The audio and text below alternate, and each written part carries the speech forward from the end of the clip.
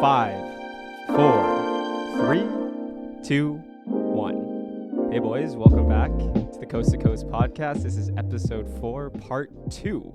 We're recording a special Father's Day edition of the podcast on a nice day in Montreal. How is it in Vancouver, boys? Awesome. It's gorgeous. Blue skies. It's nice. I mean, I haven't been outside for a while, but it's nice. I don't think window, Ryan's nice. seen any sunshine since he's woken up. Hey, No, since we're recording our faces, I opened the blinds, so it's a treat. The trees are green and it's sunny. It's a good day. So yeah, I'm sure everyone's kind of still riding off of this, Raptors high. There's a buzz around AD to the Lakers. Like, that's crazy. So I can't wait to talk about the NBA season and the off season coming up. But let's not forget what the marquee event is on our schedules, or the next marquee event that is on our schedules, and that's the NHL draft. And correct me if I'm wrong, boys, but I'm super excited to have Chris on today as our first ever guest on the Coast to Coast podcast. Yeah, welcome, Chris. Super excited to chat with you. And I think this is going to be a lot of fun, and the timing is good. So we'll see if we can dig out any diamonds in the rough from what you end up giving us in terms of some strategies and stuff like that. But we'll see. Yeah, welcome, Chris. Looking forward to it. Welcome. Yeah, thanks, guys. I appreciate that. I'm really looking forward to it on Father's Day, and I just didn't realize I was the first guest, so this is great. Lots of pressure. So You're getting in early. we'll see if we can set the bar low enough for you guys to go up from here. So we do a lot of rambling on this podcast, so hopefully we can, make this kind of concise and get through this and not bore our listeners to death. But so just to intro our guest here, Chris MacDonald. Chris played 4 years at the University of Western Michigan. He was the captain there for 3 of those years. He then went on to coach the Queen's University team. So we have an All Queens podcast today. So big fan of that. Also, go Broncos. I had done one of those university camps where, a bunch of midget age players would go and tour a bunch of these American universities, and I loved that rink. So shout out to the Broncos over there. And also, and obviously most recently, Chris, you've been with the Vancouver Canucks as an amateur scout for the past 7 years. Is that correct? Yep, going into 7 next year, so 6 full time. Yep. So right awesome. On. Yeah, awesome. So I'm sure this is an exciting time for a guy like yourself, right, in and around the draft. So we really appreciate you giving us your time. You're welcome. Yeah, it is an exciting time for sure. This time of year is when you finally get to see a couple of years of work finally come into play. And with hosting this year, as you guys being Vancouver connection, hosting is a pretty big deal too. So I'm interested to see what they do Friday night and who they roll out there to help make that pick at 10. And it should be exciting. We're going to talk about that today. Awesome. Before we kick things off, I just wanted to kind of introduce everyone again, just because we kind of have a crowded podcast here today. We have Ryan, Landon, Felix, and myself.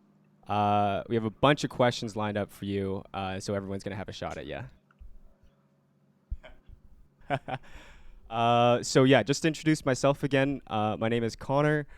Chris, we've known each other for a couple of years. So I'm currently working at SportLogic as a hockey data analyst, so we're kind of working more on the analytics side, but I did play a little bit of junior hockey, so I kind of feel like I'm a little bit of a hybrid in that sense. So so Ryan, I'd pass it off to you. Yeah. Hey Chris, welcome. Thank you. Super exciting to have you. As a Canucks fan, there's so many questions that we're interested in getting a little bit of intel on. Right now I'm working in digital marketing and trying to parlay that into a career in sports media, maybe sports writing.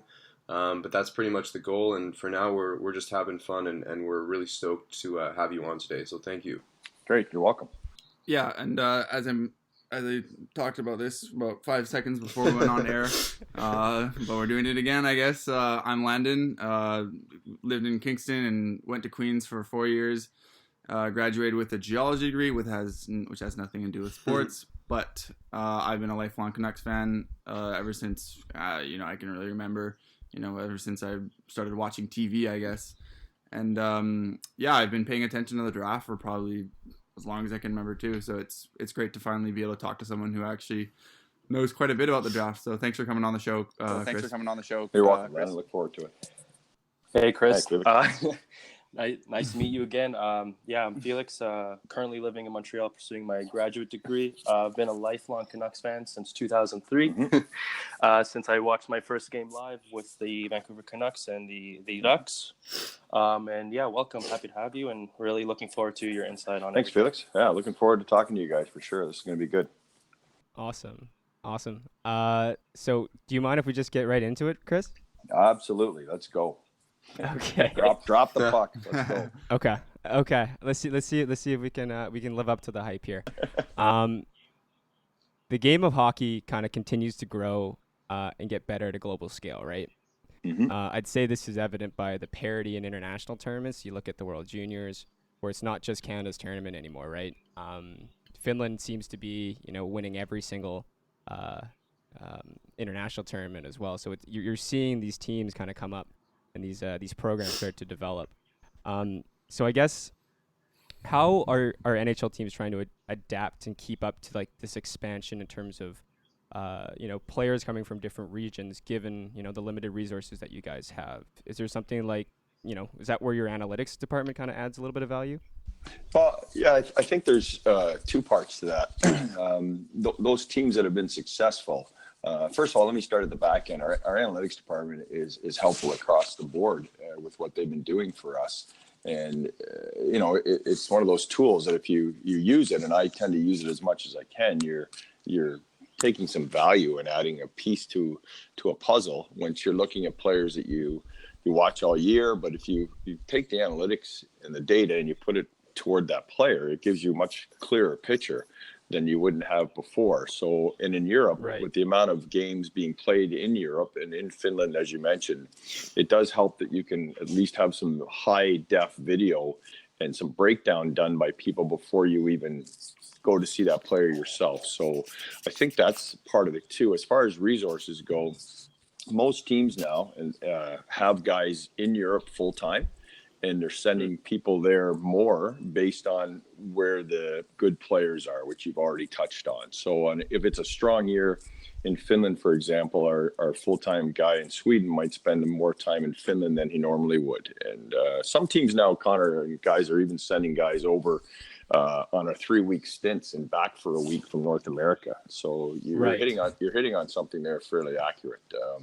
I know some other teams have had guys do that where they're basically North American guys, but they've offered to go over because it's a strong year in Europe and spend a lot of time there to A, have that experience, and B, see a lot more players because they're on good teams over there. So you're definitely onto something correct there for sure. And when you mentioned Finland, those teams like in the Finnish Elite League and in the SHL where Elias played, and even the U.S. development team, if that team had been in Europe, there would have been a lot of people making the trip to see that team. So you sort of reallocation of resources is obviously the smart way to go. But your analytics department plays a role in that for sure, as long as you allow it to do that, put it that way. Well, yeah, you were saying that in order for you to go see a certain region, you're kind of doing your research in terms of the birthday, like the strong years, right, for those regions. And so I'm guessing it's kind of their 16, 17-year-old year, looking at the Helenka, looking at I guess the models that your analytics department's putting together, and then that's kind of where you're sending guys for that period of time. Correct. And if it's, like I said, if it's a year where a year ahead of time, you're Patrick Johnson does full-time for us in Sweden now. I know if I ask Patrick Tuesday or whenever I see him next week, hey, Pat, I've already asked him this question, what's next year like? He knows. He'll know what next year's like in Czech Republic and Finland and Sweden.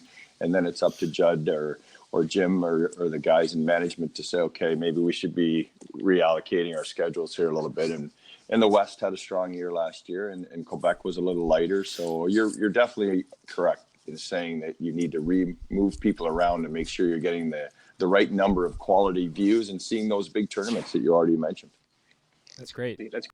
Yeah. Yeah, I love that. I'm just going to jump in because it was a phenomenal answer and super interesting. And what sort of spurred us to ask that question was, we see teams like Florida who are so good at picking great Finnish players and aren't afraid to sort of reach maybe a few picks ahead of where they're projected to go because they know so much more about those players than other teams do. So I just feel like that's super interesting as well. And even with a team like Tampa Bay, I mean, Vasilevsky and Kucherov are both Russians who fell a little bit in their draft. And I feel like had they been scouted more regularly by other teams, maybe Tampa Bay wouldn't even have had the chance to pick those guys. But that's sort of where the inspiration for that question came from. So amazing answer and super cool to know how that works for sure. Yeah, and to take it a step further, and you guys are bang on with this. Take it a step further and do a little background check into how Alex Edler became a Vancouver Canuck. Phenomenal story. You know, like that. The background of that one with him playing pretty much in a beer league, and Thomas Gradin happens to see him play, and only one other team was even in the ballpark on him, and next thing you know, he's got a pretty good career going. So yeah, you're right. You need to get people in to see them, and the analytics and the video, especially how high def the video is now. It helps a lot. It used to be you'd get a grainy video out of some rink in Europe, and you wouldn't have a clue who even the players were. Right. And now it's so much better, and at least you can get a feel before you get a ticket over there and see those guys play. So yeah, you guys are bang on as far as the European thing goes. Edler was third round, wasn't he? Was he in the third round? Yep. Did we Yes, grab him there? correct. Yeah, that's awesome. Yeah, I think the Canucks have a great identity with Swedish players. Just like Connor was mentioning, Florida with Finnish, and then recently Tampa with Russian players. So yeah, I think we've been kind of the poster boy for Swedish players, I would say. Maybe Detroit for a little bit too, but Detroit has drafted a lot of great foreigners. It's going to be harder so. to do what Detroit did in the Datsuk years. And Right. That's I think what you're talking about is a little bit of that. 10 years ago or 8 years ago, you might have been over there and scooped a bunch of guys in the 6th, 7th round. You're not going to get away with that anymore.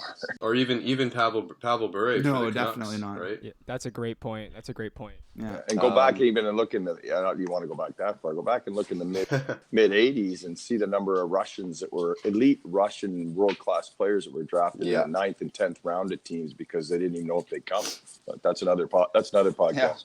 Yeah. No, that's so true, and that sort of leads into actually my next question. Because especially in a year like this where pretty much everyone and their mom knows who's going 1 and 2, after that it's more of a mixed bag, and we've talked about this for a while, and we sort of think even like from the 3 to the 15 range, those players are sort of interchangeable.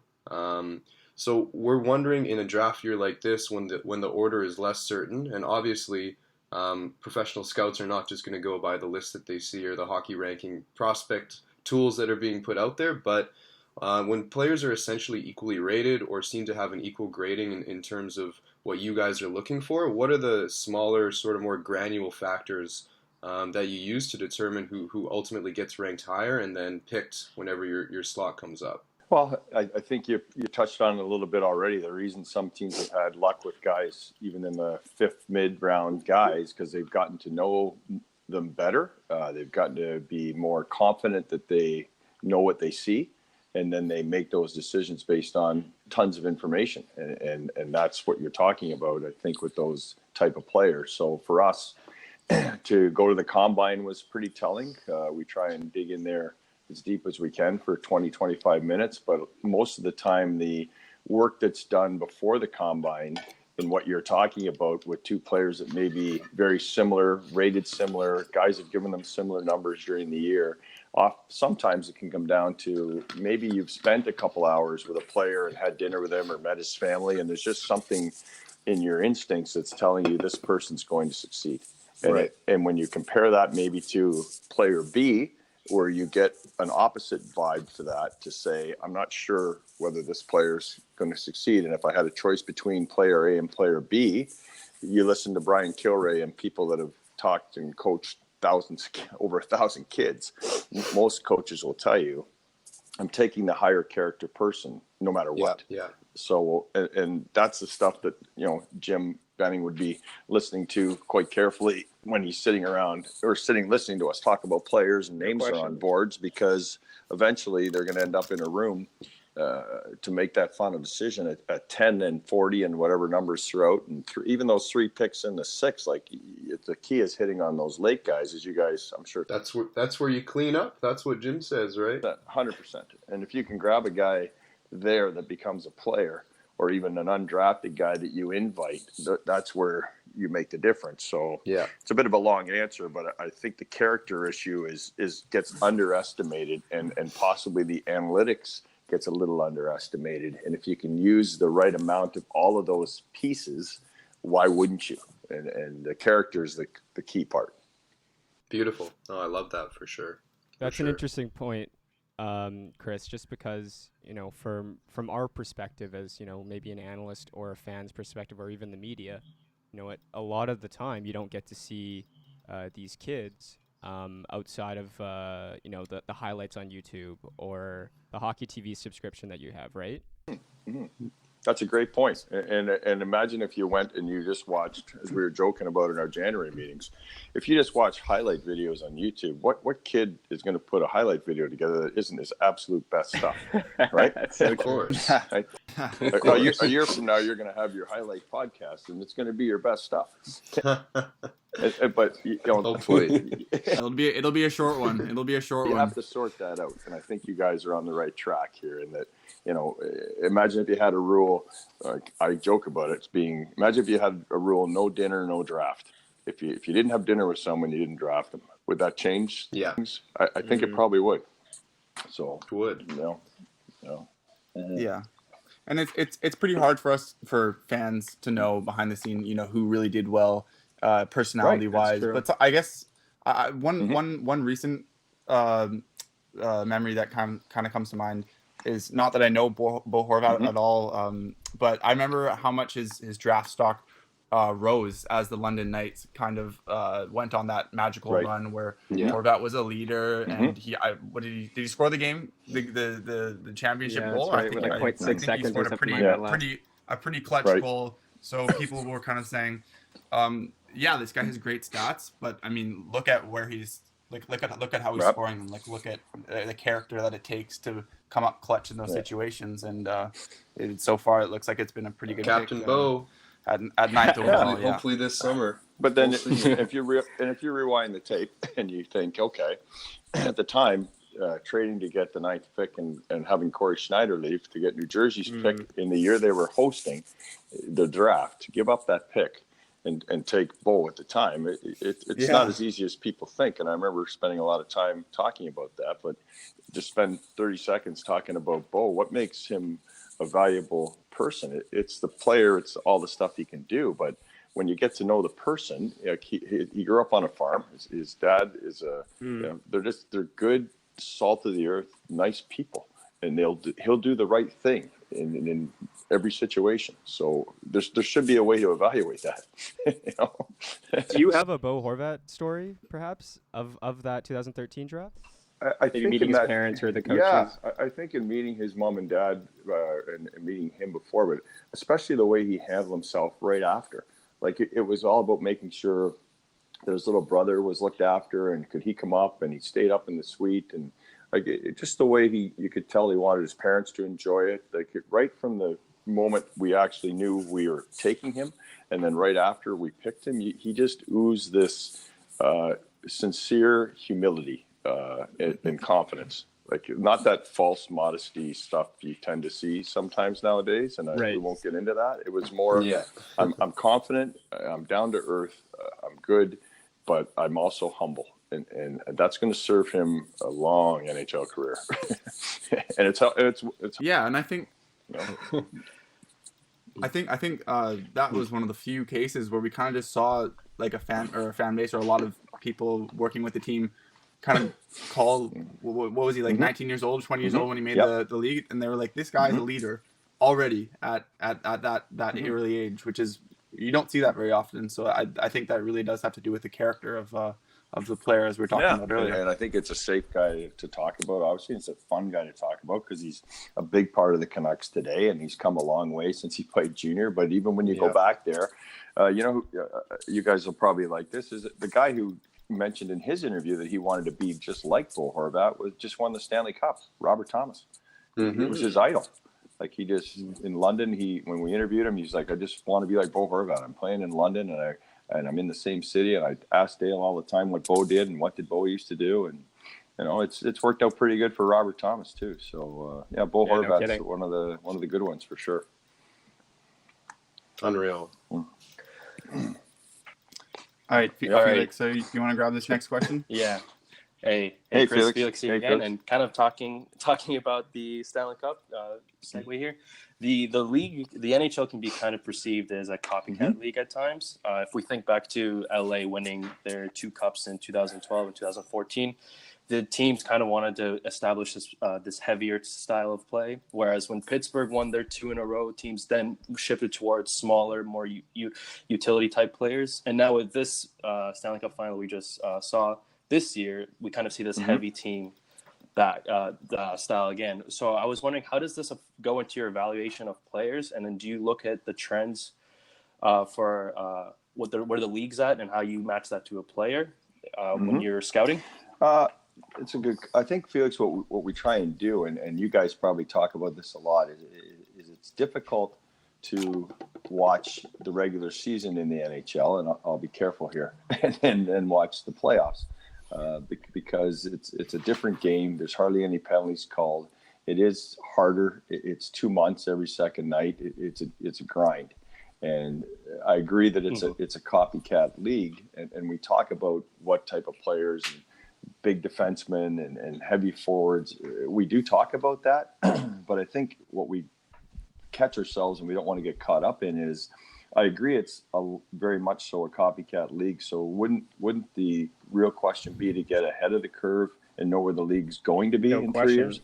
And that's probably a better question. If it's going to continue to go speed and skill and 1-on-1 and 2-on-2s out of the corner, if that's all the place the game is going, then we probably should prepare for that by having that type of player that's going to be there 3 years from now and not be catching up. So that's what we spend a lot of time talking about. And at the end of the day, it's upper management has all the information and they have to use that accordingly and try and build a team.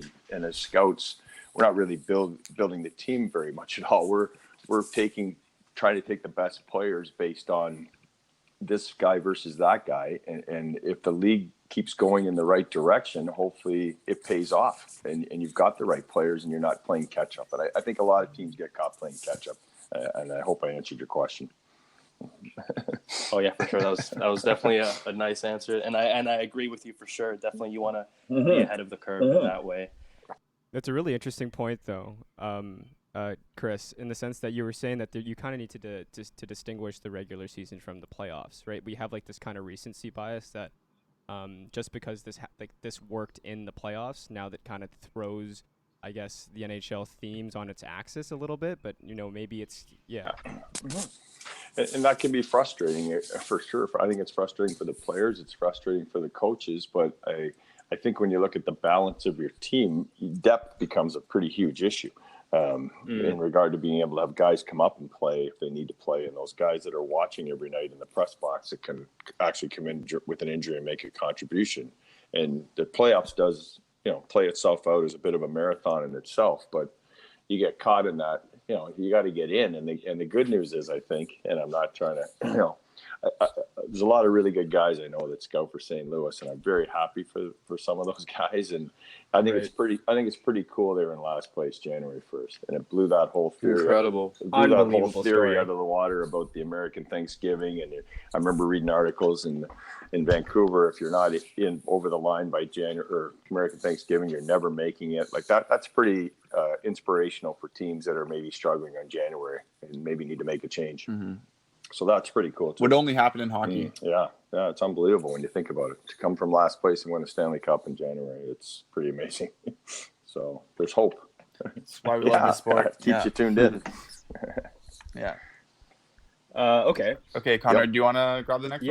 Yeah.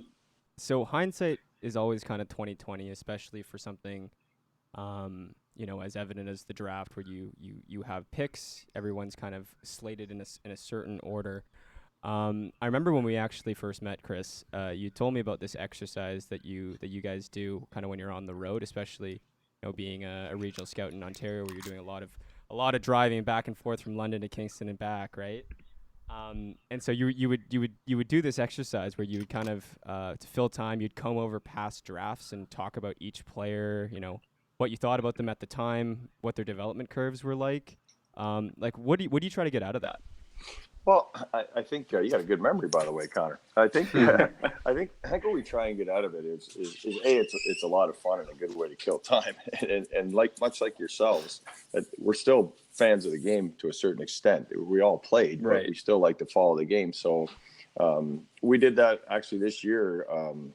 Todd Harvey and Judd Brackett and I drove all the way to North Bay, and for whatever reason, social media dropped the ball. Something happened. The game was canceled. There was a crack in the roof, and we literally drove home from North Bay after driving to North Bay. So on the way back, we had 3 hours or whatever it was, and we went through what you just said. We went through the last 4 or 5 years for almost every team, and tried to remember, or first of all, without even looking on your phone, or one person would have their phone going. I was doing the driving to see how many games somebody played, or have they been successful. And the exercise, it's a lot of fun, but it also forces you to look at what type of player have our teams interested in, not just our team. And is there a bit of a pattern in some of the picks at certain rounds? Do they go skill early? Do they go size later? Do they go European late? Like, is there any pattern? And the biggest reason is so you don't make the same mistakes over again. Like, you should be able to learn something from it. If you're constantly in the fourth round and taking maybe an undersized defenseman who can run a power play, but they're just not making it, maybe you should switch it up and go to something different, and who's making it and who's not making it. So I think that's the value to it. And you've got some time to kill, and it's a fun way to do it. And also the people that are doing it and sitting in the car together, we're not pointing the finger at anybody saying, you drafted that guy and he was terrible. And I'm sure there's a long line of people all over the world right now that found, just like people said they found Bobby Orr. People are probably saying they found Elias Pettersson right now. Everyone wants to say they found Elias Pettersson. You know what I mean? But, it's when people succeed, it's easier. So, and we had some people watch Petey play for a heck of a long time before he was drafted, and some real good people spent a lot of time there. So it's amazing when no one cares sort of who gets credit, how far you can go. But getting back to answer your question, going back and looking at drafts, I think has some value, and I don't think enough teams do it in a trusting environment where you can actually say, hey, maybe we should be going in a different direction. I think you learn from it is what I'm trying to say. Well, you made a really good point there in the sense that, it's not about like the egos. You're not trying to point at someone and say, hey, you took a flyer on this one player. It didn't work out, right? You're trying to learn at the end of the day. Like every day you're trying to be the better scout, I guess, evaluator of talent than you were yesterday. 100%. And if you're onto something in the late rounds and it's working for you, and the players start playing in the NHL, like you look at, how hard it is to have even a 3 good years. It's hard. And if you can find something that works for you, and your general manager and your director of player personnel and everybody's on board, and you're all talking the same language, it can work out pretty well. But then you also have to know, why is it working well? And so if it's not working well, what should we be doing different? So I think by going back and looking at those drafts, it's a lot of fun. That's something we do too, Chris. So I think we qualify. That's we all qualify we do. for an I don't do internship, anything right? but Yeah, absolutely. It's a lot of fun. Right on. Yeah. Right on. It is fun. Yeah. Any that was actually a great segue into my next question. Really, when you you mentioned that you watched our first episode, and there was some idiot in a red cowboy hat who was just going on about identity. I don't know what he was talking about, but I've got to ask this question here. So, we've talked about having a team identity on here before. So, you hear a lot about culture from management and what makes a player be a quote unquote Canuck. What's one way you can actually determine if a player will embody those characteristics? Is it type of size or skill, or is it always kind of positional, or do you mind touching? You kind of touched on that in the last question. Do you mind just kind of furthering on that? I think what makes a Canuck, is that your question? You cut out on me there for a minute. Sort of what makes a Canuck, and Sorry, the identity and culture that kind of surrounds the Canucks, because we talk about that a lot, and I think when you look at what makes a Canuck, and when we're looking at that, we actually have a question right on our RinkNet now that just basically says yes or no, and it's a great question. At the end of the day, you have to make a decision. Would this person be someone you want to see wear a Canucks jersey? And you guys have been at Queens, and I'd like to think that's a pretty good institution of higher learning. And when you look at character, and you look at leadership, and you look at those type of things, you're starting to talk a little bit about culture. And when you're talking about culture, you're talking about sort of predictable behaviors by people in the group. And we'd like to think that people like that core guys we have now, like Bo and Brock and Petey and those older guys like Alex and the group culture has been very sound. And it's probably a lot of that goes back to the Twins. And they had a bar that was so high in regard to character and physical testing and how good a shape they were in and what they did in the community. Like, I'm sure you guys realize it because you were watching it, but of course, people don't realize outside of probably the Canucks organization how important those two guys will always be to the organization and to the identity. What two better guys to have as the poster guys and the face of your franchise than them. So I think when you look at players and we scout players, we're spending a lot more time making sure that can you put them in that room and they're really going to be what fans want to watch, what coaches want to coach these players. So character and that identity and that culture is something we take very seriously and work very hard at, and people just playing the right way. And that's, you look at St. Louis, that was a hard team to play against, and they've got an identity there.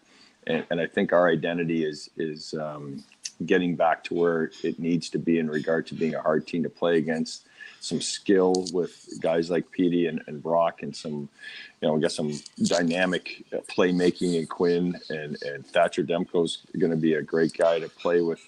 Markey, like there's some pretty good pieces there where people should be very hopeful, and that has to do a lot with culture. I hope that answers your question, Landon. Oh, that was a great answer. I love the part about the Sedins, because I hope people kind of remember that Bo got to play a couple years under Henrik and Daniel. Brock got to play one, and Stetcher and Hutton from the back end, and just those years, even though it was limited, that is kind of how you can pass on from one generation to the next. And I hope people remember how crucial that was to building our team moving forward now with a whole new generation. 100%. And you can't recreate that. To have those people in the room every day and traveling and doing the stuff they were doing with those young players, you can't recreate that and have like an artificial intelligence or go to a virtual reality and put the goggles on and say, oh, I'm sitting in a room now with the Twins and Hall first You're ballot. underestimating technology, Chris. Am I? Okay. All right, you guys can probably pull that off. So if you do that, I want in on it. It's like that's good. Taking a PhD in leadership for a year when you can get to play with those guys, and we need to take advantage of that. And it's nice to see that they've left that lasting impression on the organization. And I know you guys know that, and it's good that people know that. And I mean, they could have easily just chased cups, but it just kind of shows how much respect that they had for the organization too. That they really cared about passing the torch correctly. And yeah, I mean, I've always respected the Sedins, and yeah, I think that's just one of the most classy things you can possibly do. I think it's great, and the way they finished up that last game, I'm sure you guys still have that vivid in your memory. Oh my god! Yeah. It's too much, man. Yeah, can't make that up. So amazing answer, Chris. Thanks again. Before I jump into the next question, I just have 2 points. Yep. The Sedins, another Thomas Gradin masterpiece, and I think his role in sort of building the team that we had through the 2010s was sort of understated in a way. Mm-hmm. And the fact that he was able to identify them, and then Berkey was able to pull it off on draft night. 100%. just a great story that again, some people may not know. And also I've heard Jim Benning talk a lot about insulating that new generation with high character guys. And when Roussel and when Beagle were signed last offseason, I think a lot of Canucks fans were maybe thrown off because the mantra was definitely get younger, play with skill. But when you look at guys like Russi and Beegs, the playoff experience and the grit that they play with, I think is instrumental in bringing these guys along faster, and that's probably a big reason why we saw such a quick development, especially with Petey. And Brock is a natural, of course, and he had that Sedin experience. But I think that they'll be huge for ushering in Quinn as well and helping Petey develop even more into the superstar that we all expect him to be at this point. So I'd agree with that 100%, and that's what Travis and Jim and management that talks about all the time, putting those guys in the right environment. I'd agree that those veteran players and those older guys, and that's one thing about the game that hasn't changed in many, many years. I remember when I worked for the Leafs many years ago, that other team, the other one, Pat Quinn. I was lucky enough to cross paths with Pat Quinn, who was one of the greatest leaders I've ever had a chance to meet in my life. Yeah. And I remember Pat talking and joking about, he said, people always thought that Pavel Bure played all the time on a line with Gino, and he only had to play with Gino when he needed to. that was pretty telling. So no kidding. So just to jump on that. Yeah, go ahead. Sorry, go ahead, Chris. No, I'm good. So I think keeping those guys in a good situation, those young guys, is something that the management guys up top are very mindful of, and I'd also agree that Thomas did a pretty good job in Europe finding those Swedish guys, and that's pretty nice on his part. Go ahead. Yeah, all I wanted to kind of say was, you were saying that playing a year with the Sedins is like taking a PhD on leadership when you play with those guys. I think that's a phenomenal quote. That was good. Unfortunately, Petey didn't have that opportunity to take that class this year. So maybe you can talk about maybe a story you heard from Thomas Green or someone who maybe had followed him, I guess, before 2017, because obviously there were rumbles that he had top 2 or top 1 first overall talent, but what were some things about his leadership or I guess his personality that really stood out?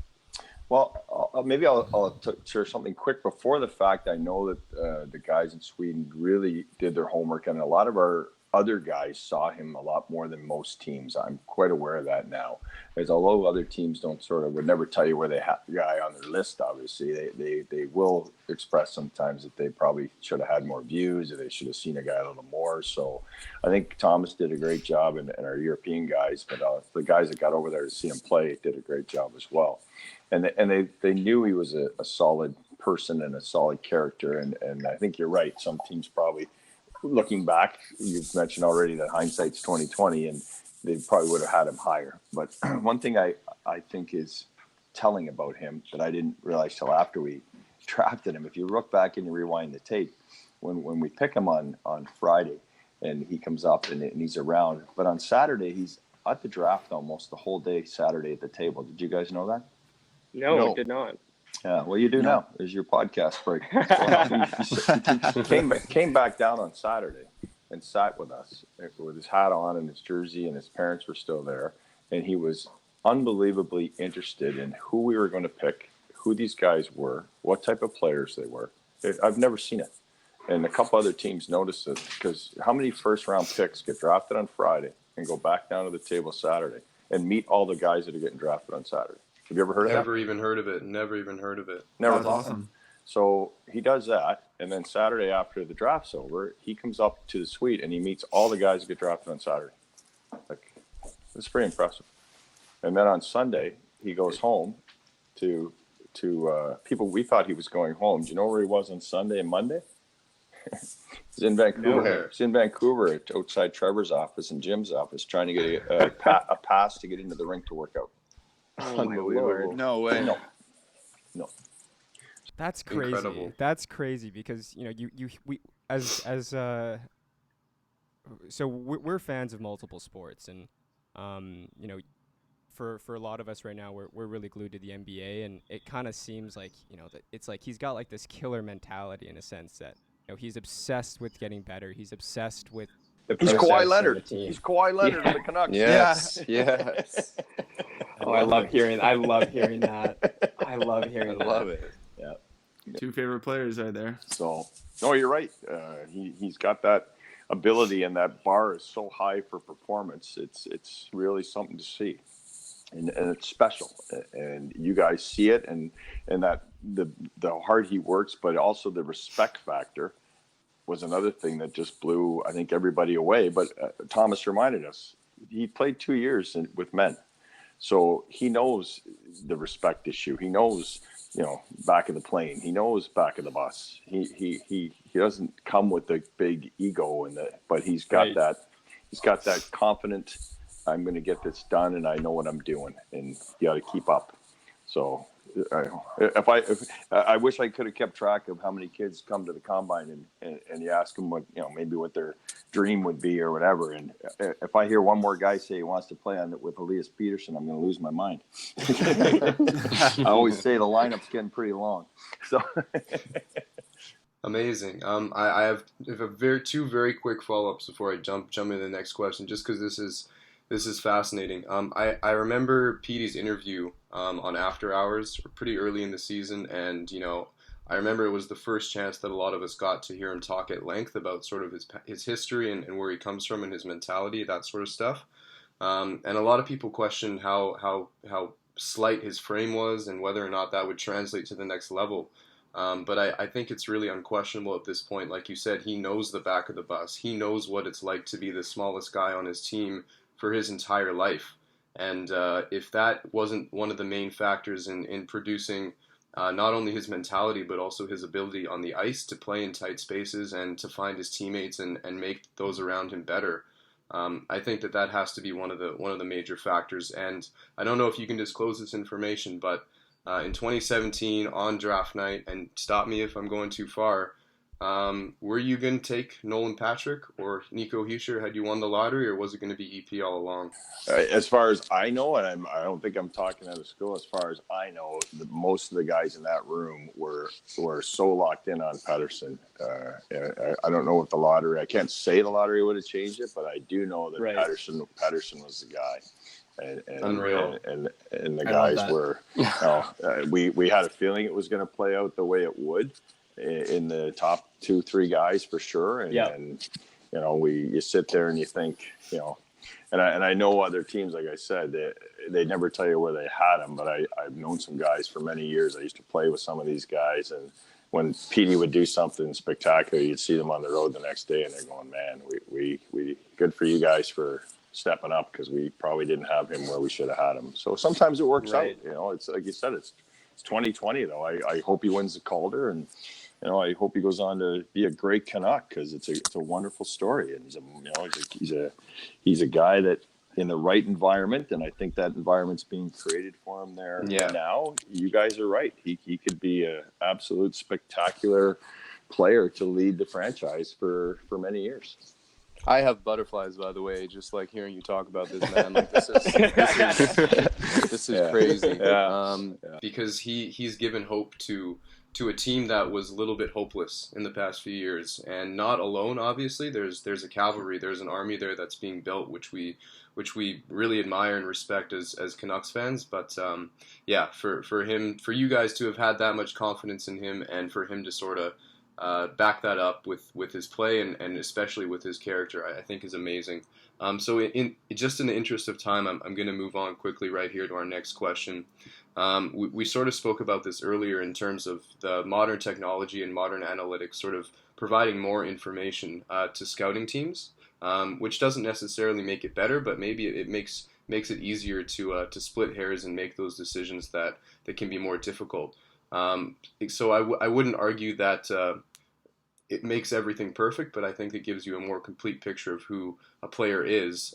So sort of what you were touching on earlier, how do you balance the data analysis and the analytics side of things without going too deep into it, and still sort of holding on to those core values of having leaders and natural teammates that are going to sync well together? How is that balance sort of created? Well, I think, again, as a group, we have a bit of a balance because we have people that are doing it. We have people that provide us with data.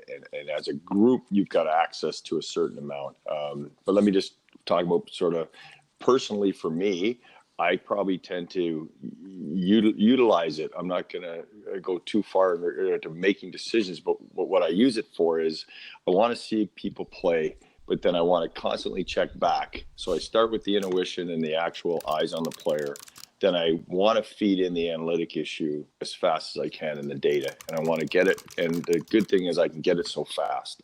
I've been sitting at a game in Ottawa this year and just text our guys in Vancouver, and the time change can work in your favor at that point because it's, first period of a game in Ottawa and they're still around. And even if they're not, they get back to me right away and I'll say, who's a comparable for this guy or where is this guy on our list?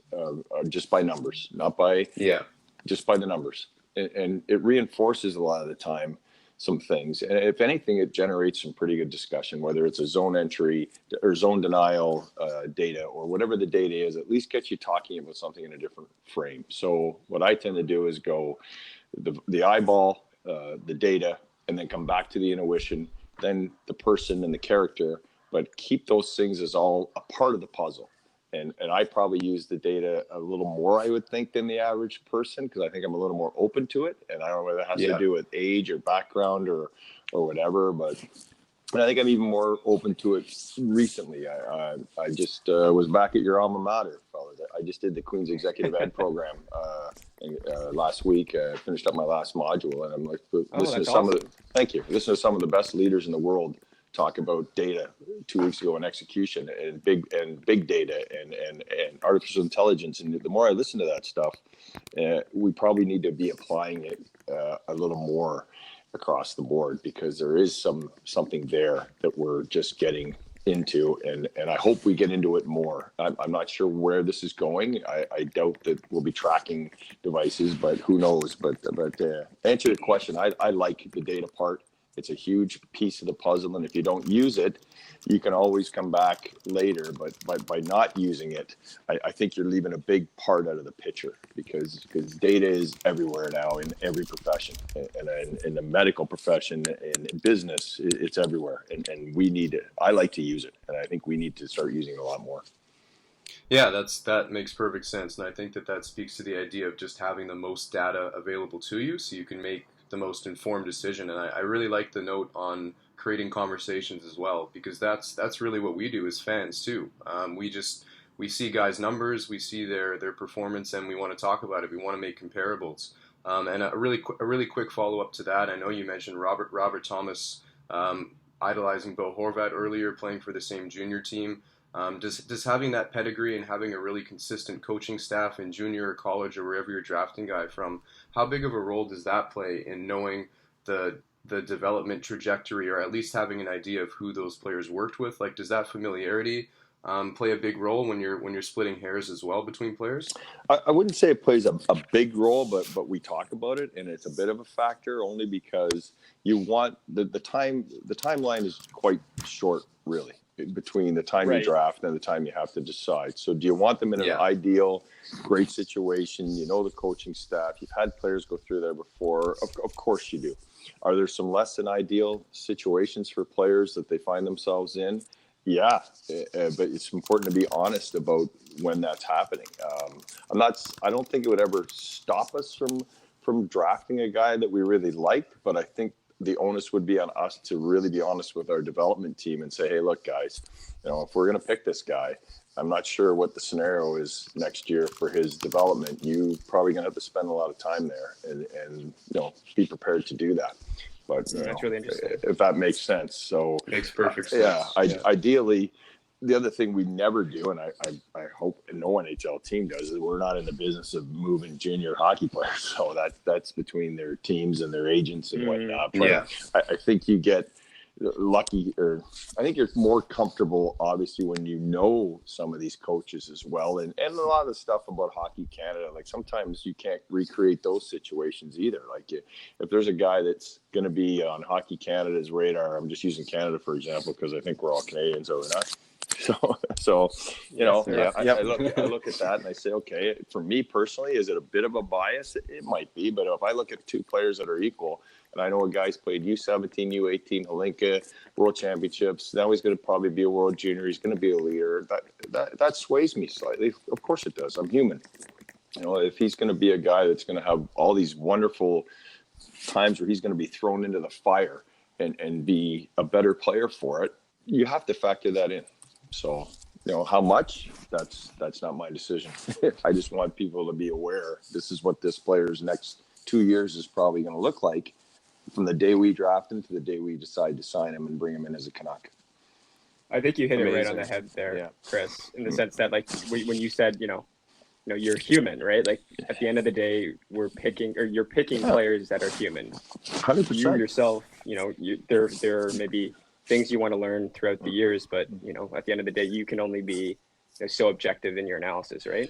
Yeah, and you guys, I probably talk a lot about that, and I think it's important to start being a little more honest about that. Like I've heard people say they do their scouting and they run their teams without bias, without prejudice, without this. Well, that's a nice statement, you know. Yeah. But I don't know what company or what school.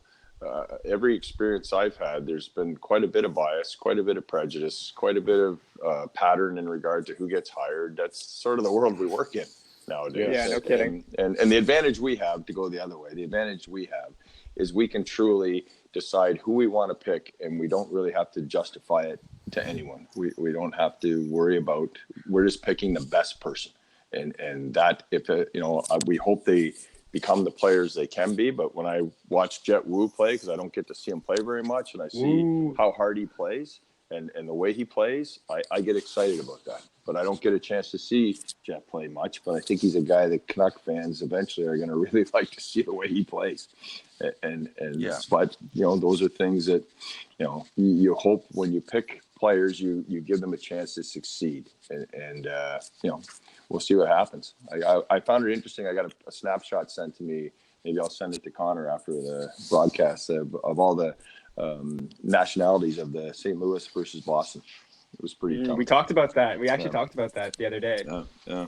I'm not saying you pick a team to win a cup based on where they're from. Don't get me wrong, and don't get me in trouble here. But I'm just saying, you want to factor in as many things as you can. I think you guys are on to something, and you're correct. The data, the character, the ability to play, the skill, it's all got to be thrown in there to be looked at. Yeah. Awesome. Well, I think we only have one question left. Oh, sorry, guys. Chris. Talking too much. No, it's okay. This has been great. We definitely want to have you back if you're willing. Oh, absolutely. Maybe do an entire episode on PD, because I think we could do that. Would be down for that. Yeah. I mean, we were talking about players being human. Are we sure PD's human? That's Are we true. sure? Yeah. I This don't guy's know. not just a robot, just cranking out, 30 goals a year. I'd like to whatever. see There's that. that. Kawhi is certainly not a human. No. So No. But you look at Kawhi. I don't want to get off on a Raptors talk because we were pretty excited about that here. But you look at how much his personality has changed. Kyle Lowry, it's changed that whole team. And if he isn't an argument for changing one guy, can make a big difference. That's him. Mm-hmm. I'm a big fan. I love the tie into basketball. That's great. Yeah. Well, yeah. Connor, did you have one more question, or was it my? I have Okay. one last one. So, like, speaking of, guys with experience and affecting, like, younger players and, making a difference with those types of guys. When we first met, and kind of reaching back into this memory bank again, you offered me some advice and kind of pushed me towards continuing to work in hockey, because you kind of said that the NHL needs some, younger voices, some new blood. And so, I would honestly attribute a lot to where, I am right now, working kind of in hockey, essentially, doing some data analysis at this company that I'm at. So you inspired me. So maybe you could share for our younger listeners, perhaps, which probably don't have any listeners right now, to be honest. If people are wondering if they have a shot to work in hockey one day, maybe you could share for us why you told me to push and continue to pursue this. Well, I think the very first time we met in Kingston, it was clear that you had a real strong desire and a passion, and you cared. and you can tell you care about hockey, and you can tell in your voices, all you guys, when you're talking about it, like you love hockey, you love sports, and you love the Canucks, and it comes across instantly. So I'd say to you and to those younger people starting out, if as long as that fire's there, fuel it. If it means taking a course, if it means meeting somebody who could help you out, if it means reading about, picking up a book and reading something about Astro Ball, for example, was a great book I read a couple of trips ago. Like anything that gets you better at what you do, then make sure you do that, because I think there is going to be room for people in the game for a long time, as long as they really want to get to where they want to go and they care about what they're doing. There's room for lots of people in the game and many different levels. So I would say just pursue it. Like, you never, just don't get discouraged. Stay patient and go for it. You guys obviously are on something here, and you like what you do, and you enjoy each other's company. And who knows where this is going to go? I hope you all end up where you want to go, and I think you can do that. You're bright guys, and yourself. Just keep at it. Don't be discouraged. It's breakthrough. Love it. That's, honestly, that's great. One last super quick question. What was your favorite jersey at the last, or the four that were just released? From the Canucks? Yeah. I'm a fan of the one with the whale, like the traditional one, because like with the sea, like when they first went to Orca there, I sort of like that one because when my daughter was really young, she's like 25 now, and I found a picture, believe it or not, when she was probably 6, going to hockey school with my son, and I was working for the Leafs, and my mother-in-law bought my son an Ottawa jersey just to sort of make me angry, and my daughter's favorite player was Marcus Naslund, and never knew I'd ever work for the Canucks, but she was a huge Nazi fan, so that's why I like that jersey. I have a picture of my daughter. West Coast Express. I mean, that's we grew up watching those jerseys too, or loving those ones as well. Believe it or not, fellas, is I have a T-shirt my son gave me. We the North. Unreal. Nice. Unreal. Awesome. All right. Any other questions that you boys want to ask Chris before we let him go? I think we've taken up a decent chunk of his day so far. Yeah. No worries. I'm all questioned out. Same here. Yeah. Perfect. Well, in that case, we'll let you go, Chris. We really appreciate your time. And for those listeners who enjoyed the dialogue, we have Chris MacDonald here, Canucks Scout. We're super lucky to have been able to chat with you today, and really appreciate some of the insight you shared. And already texting some of my friends to get them hyped up about the eventual release of this podcast, because it was everything I could have imagined and more. And we really appreciate your time and the insight, and we look forward to draft night coming up real soon here. So thanks again, Chris. Awesome, fellas, and thank you. This is my first podcast, and it was awesome. I really appreciate you guys having me on, and I'll talk hockey anytime. You guys want to have me back on sometime after the draft, and we'll break it down.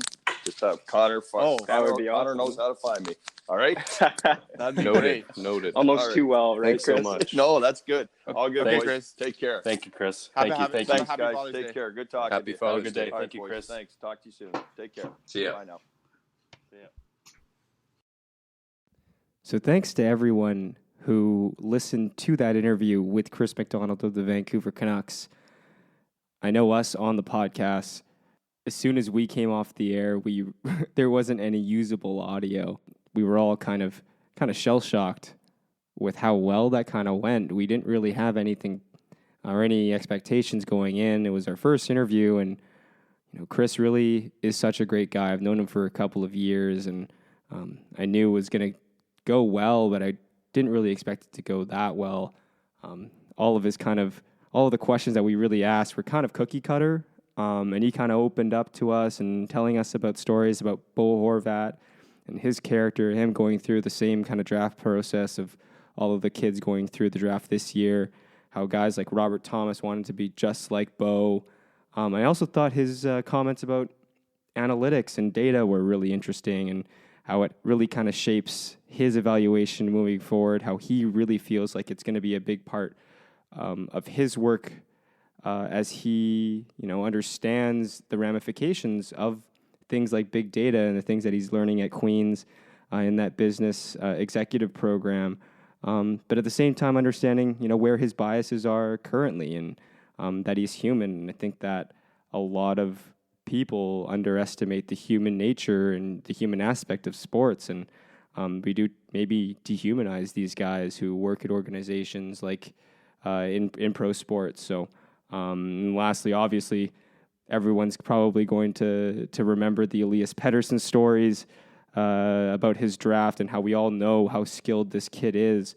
But to hear stories about what he wanted to do, after he was drafted 5th overall, wanting to sit at the draft table with Trevor and with Jim Benning, wanting to know who were the guys who were going to get drafted, and meeting everyone, and the Sunday after the draft, wanted to get a key to the facilities to start training. Like, those are the stories, those are the things that you want in a player who may be, a future superstar in the NHL. Those are stories of legends. So just wanted to thank Chris again for an amazing interview. It was a lot of fun for us on the podcast, and hopefully we can have him on again in the near future, perhaps dissecting the most recent draft that's going to be in the next couple of days, and as well as breaking down some of the free agency stories that are going to be coming up for the NHL as well as the NBA. So just wanted to thank everyone again for listening and tuning in to the Coast to Coast podcast. We're going to have hopefully a lot of content coming out in the next little bit before the summer's kind of wrapping up. And we'll have Clute play us out once again. Thanks again, everyone. Have a great weekend.